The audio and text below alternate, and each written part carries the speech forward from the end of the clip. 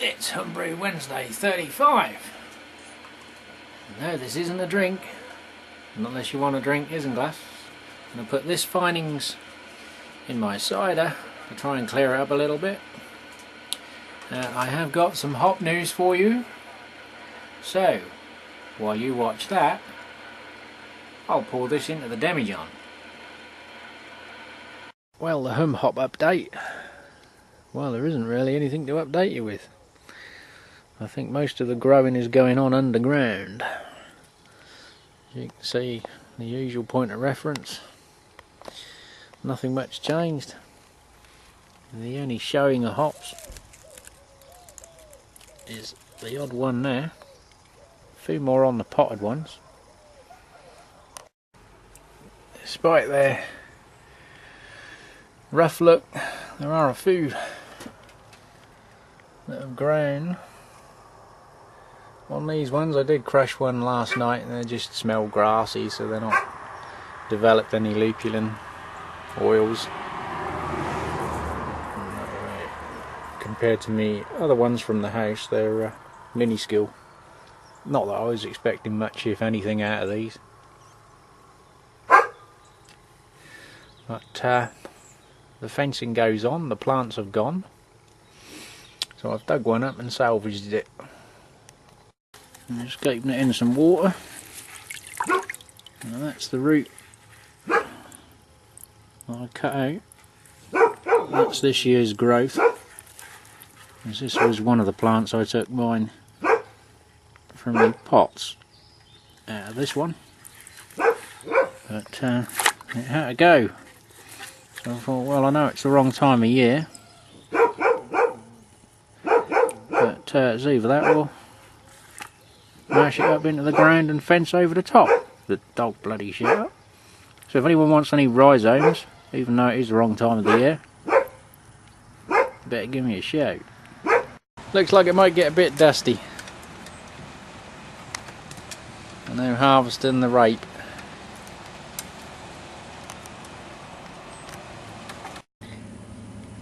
No, these aren't the hops that I've left and left. This is another lot. This was the second lot off the fence, which I think are going to be ready today. They're well dry now. But when I was fencing over the back on the waste ground, I might, if I can get the video off my phone, I'll do a quick cut scene. Hi guys, thought I'd put this in. If you can see that in that shot, that's hops. More hops growing. And that old tree covered in ivy. And hops. And hops. And hops. And hops. And hops. And hops. And hops. I think I'm going to be a busy boy again. I've just had a little crush on a couple of them and they still smell okay, so I think it's going to be hop harvest stroke 2. Well, there's a box stuffed full, 2 buckets, and the rest of it over there I can't get to. It's too high up in the trees. But there is shitloads there. I've got a few more on the fence in the garden here at pool today. And I think that'll be it for 2013. Yeah, so had a double windfall on the hops. I managed to salvage a few more off of the big hops that were on the hedge, on the fence. At the house I left them out for another week. They were all underneath the fencing and the overgrowth, so they weren't very green, so they've ripened up I suppose, and they still sort of were crisp to the touch and smelly to the crush, and they were certainly full of resin. Telephone call, telephone call. And we've packed one batch up today. Got 46, 100 grams and 100 grams, although that is gross weight including the bag, but I didn't have anything to weigh it out and do 100 grams of hops, but it's close enough. I now have a freezer drawer absolutely stuffed full of hops, with this to go in and the tray in the other shop. The bottom ones, there's a lot more of those are the ones I found in the trees at the waste ground at the back of the plot, and there's still a little bit of moisture in those, so I'll leave them another day, try them tomorrow, and got to get them packed up by Thursday and get the cider bottled, because as you may remember, I'm not going to be here Friday, Saturday and Sunday. The kids are going to be left home alone. Oh dear. Because I'm off to Suffolk, the other county bordering Norfolk, because it's full of breweries like Norfolk. There is St Peter's and Adnams on my to-do list, and while I was searching around for bits and pieces, I also found out that there was a beer festival on in Alton Broad, which is really quite close to where we're staying, so I might even be able to catch that as well. But, talking of beers, I have done the Innes & Gunn Canadian Cherrywood this week. I think Relax, it's homebrew time, drunk it and was quite impressed with it, and I did ask him about it. Went into my local Tesco's and they didn't have it, but we had it at work, and I picked up a Dirty Bastard as well by Founders. Quite a punchy beer. You can certainly tell it's 8.5%. Definitely alcohol notes in that one. A lot of malty taste, slight bit of back note. Heavy on the malt taste though, which normally the sort of high ABV beers do tend to be malty to balance out the alcohol, but the Innes & Gunn was a lot smoother, lighter flavoured. Couldn't really tell the cherry wood, and then oak aged, limited edition barrel, blah blah blah. They don't tell you how big the barrels are, so how many of these do they produce out of a barrel. But, they put in a nice little box, if you've probably seen them, and the artwork was done for a competition, and it was a Canadian artist that got her picture on the packaging. But that brings us to a Sierra Nevada Pale Ale, which I have two identical glasses, not two identical bottles. Of course, in England we like a proper size bottle.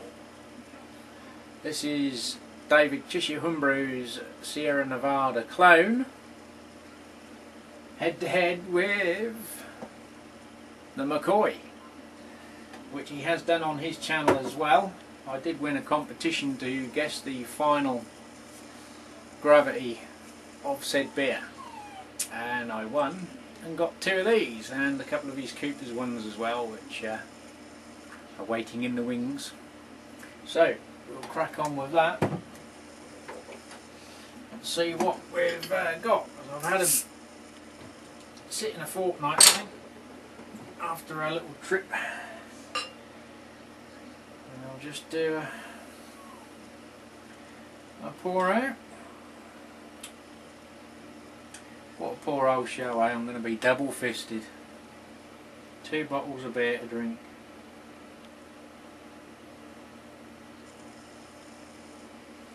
That's number 1. It smells nice and hoppy. Done much research on the recipe. I don't know where Dave got his clone recipe from, off one of the forums, or I think in one of my books there is a clone for Sierra Nevada. Right.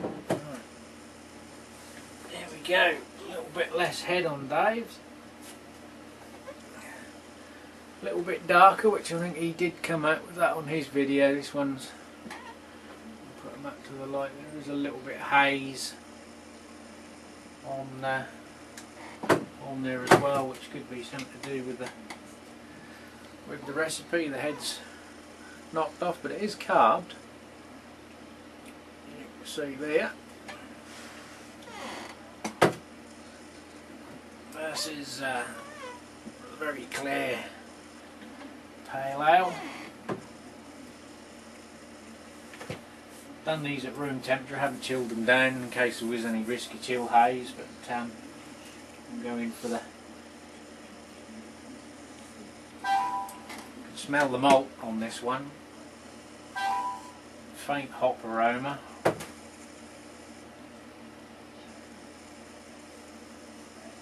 This is more the... Get some of that head out of the way.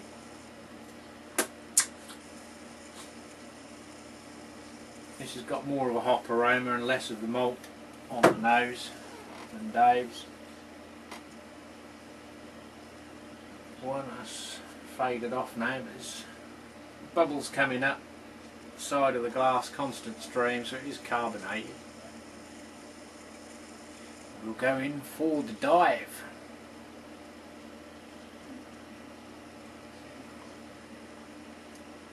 Definite hop note there, the taste of the hops. You can get the little bubbles over the tongue.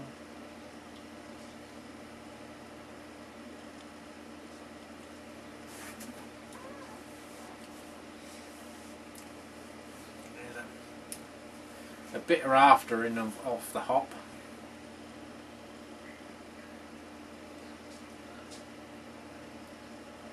Slight sweetness from the malt, not overly so though.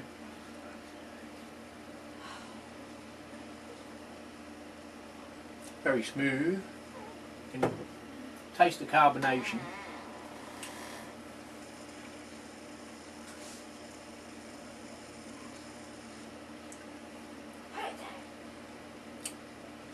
Very slightly more tasting hops. Not a great deal though. Difficult that tasting one straight from the other, but hop wise the taste is the same, but this is a little bit more pronounced on the Sierra Nevada.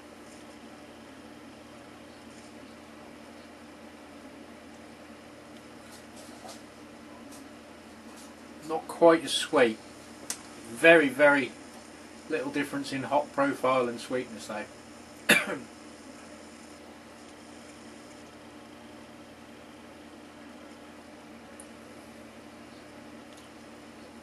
This one doesn't taste as carbonate, you're not getting the tickle on the tongue from the bubbles.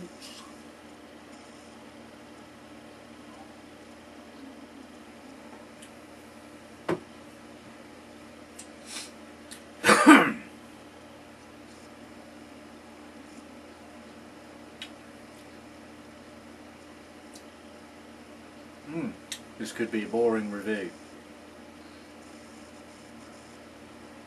Zap 1, zap 2, zap 1, zap 2. It's no good whispering, they can still hear you on the microphone.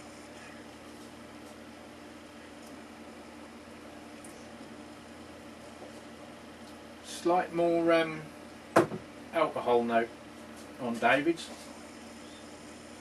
You get that little taste down the back of your throat. But it's carbonated.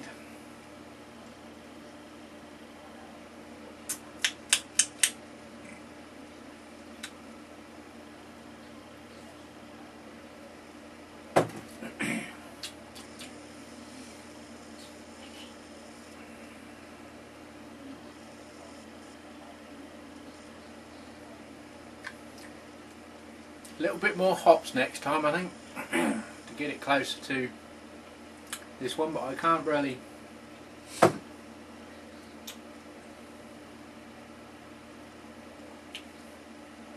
not much. There's not much in it there in the difference in the hop. So the main differences are more cosmetic, which is the clarity, colour, the lack of head retention.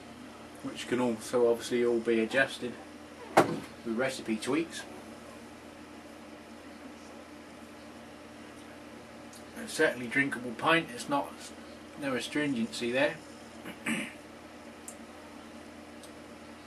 It's my first time having Sierra Nevada. I have been meaning to have one of those for quite some time, and the IPA, but when you've got 3,000 different beers to choose from, it's quite difficult to get around to what one you buy each week or every other week.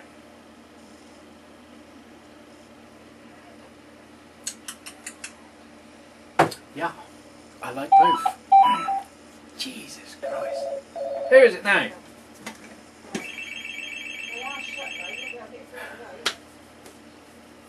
Son's trying to get his mobile phone sorted. End of the world because he can't make a call.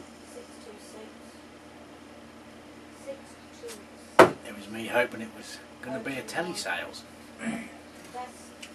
So I have a little thing worked out for them, which hopefully I'll catch on video. But there we are. Right, what else have we got? We've done the hops. We've got shed loads of hops. Haven't brewed with any of them yet. They have been dried. They have been vac packed and they are going in the freezer. So they should keep for a while. Hopefully when I've built my homebrew stocks back up and I'm in a position to send out some bear mails, you'll also be getting a small, because obviously they don't all come in 100-gram packs, because you get the what's left to fill a bag. This one's 46 grams, so I will try and brew with these first, because I don't particularly want to send these out to anyone with a beer mail saying try these hops and then they taste like cat piss, or make your beer turn into cat piss. Because if you want cat piss, you can buy Budweiser. And actually, if I get a chance, I'll put a little snippet in at the end of a good use for a full case of Budweiser, courtesy of one of the people I subscribe to. If you look at my channel, you'll know one of my other interests are guns. So it's an American gun channel. Anyway, quick tip for you: if you have one of the Wilkinson's funnels, or you happen to have a funnel that size, says he with no tape measure. Anyway, and a 5 litre, 1 gallon, 1 English gallon, which is bigger than the American gallon. 1 English 5 litre, slightly over, an Imperial gallon pot. That fits in there quite nicely. When you've star sanded your demijohn, or you've rinsed it out and you want to drain it,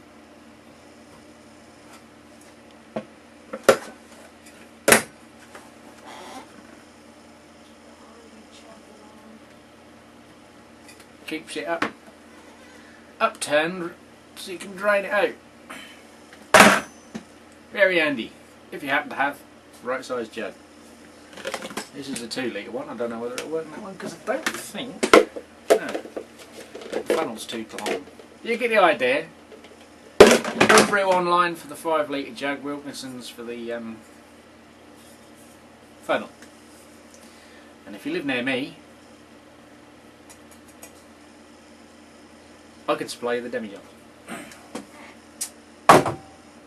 Just sold another 3, I think. There's a guy who wants 5 or 10. He hasn't got back to me. Anyway, that was my quick tip. This is me. Let's do that. Double fisted, and not a pawn worker in sight. Tastes slightly sweet, no?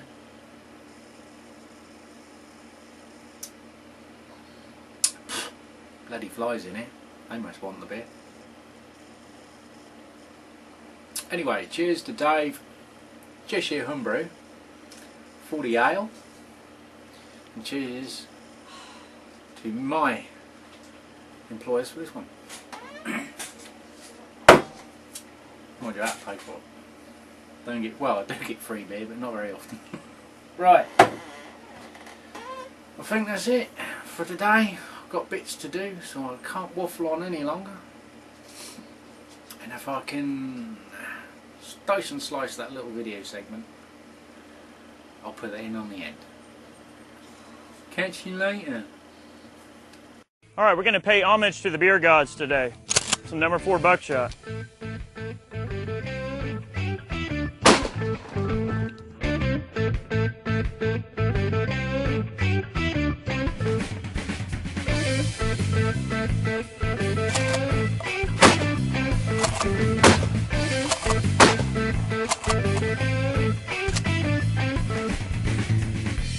That smells good. This one's taking a pee-pee.